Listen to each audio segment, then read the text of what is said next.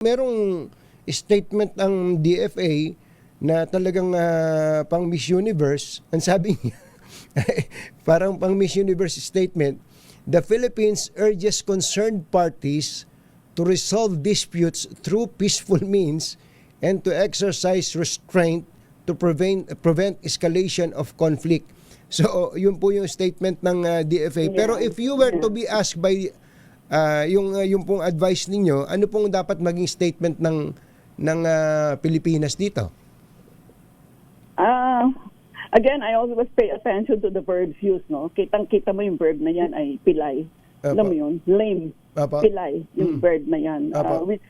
Which is really saying nothing. Alam mo, you're saying something, you're saying nothing. They're saying nothing. Yes. And I'm sure alam na natin yung rason yan.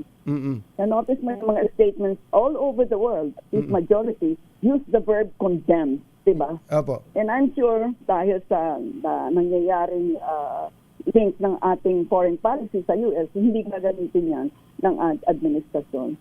Bakit kailangan talagang mag-declare tayo in no mean terms dito sa ginawa ng Amerika, sa ginawa ni Trump? Sapagkat ito ay pwedeng maging president. Ibig sabihin, ito ay magiging basihan ng action sa kinabukasan. So, paano kung tayo maging biktima nito? Diba? So, ganun dapat kasi tayo, sa isang planeta lang tayo, ang pangalan Earth, no?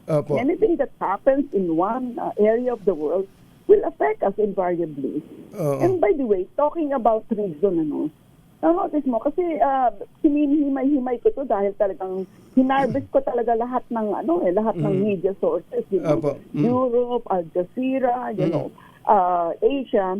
At ang nakita ko dito talaga, this is really a resource war, no? This is really Trump saying that we want to be self-sufficient in minerals, in rare earth, no? Na meron ng Venezuela and other Latin American countries so that we don't have to rely on others. And the others would be China, particularly.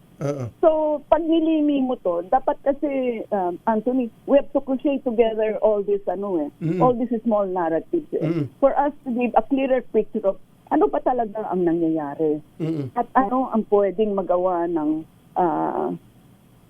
the rest of the international community para ma-stop itong halos walang hangganan na executive power ni Donald Trump. Oo nga parang wala na hanggang iniintay na lang nating matapos parang gano'n ang nangyayari. So pasensya na kayo, babalikan ko lang yung tungkol sa pag-i-issue ng statement. So ang sinasabi nyo ba, kahit na ang ating foreign policy ay nakapivot papunta kay kakampi natin ng Amerika, sabihin na natin diretso, dapat maglabas pa rin ng isang matapang na statement ang Pilipinas condemning what transpired in Venezuela. Siguro kung ayaw nilang gamitin yung verb na condemn, sabihin nila ay deeply concerned about a clear violation of international law. Kasi whatever kahit saan maganggulo tignan, it's a violation of international law. Na lang tayo, maglabo-labo na lang tayo. Paano kung walang international law? Paano kung walang regulatory framework ang 200 or so states ng buong planeta? Diba? Paano yan? So kanya-kanya na lang kanya-kanya na lang patakaran. Paano yun? Diba? And dito mo makikita, Anthony, yung tinatawag na American exceptionalism. Sila ay hindi pwedeng, na-notice mo, hindi sila kasali sa UNCLOS. Hindi nga Bakit? Of course, nag-sign sila pero hindi ni-ratify ng Senate nila kasi kailangan ng Senate ratification. Sapagkat maraming articles sa UNCLOS na pwede silang sumailalim sa tinatawag na mga authorities ng UNCLOS. Isa yung halimbawa, yung International Seabed Authority, ayaw nila. Kasi bakit? Because America is exceptional. America will always do good. No? And of course, alam naman natin yung laman ng ganyang mga salita. Yes. Sa ICC, di ba? Hindi rin sila sumali doon.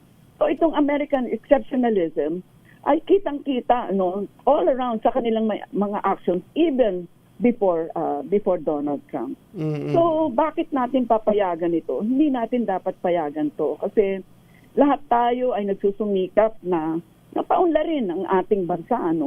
Kung tayo ay hawak sa liig nitong ano na to, nitong tatlo na to, Mm. o yung kung sino man yung may nangingialam sa ating ito dito sa area natin, ay paano na lang mga galaw natin, no?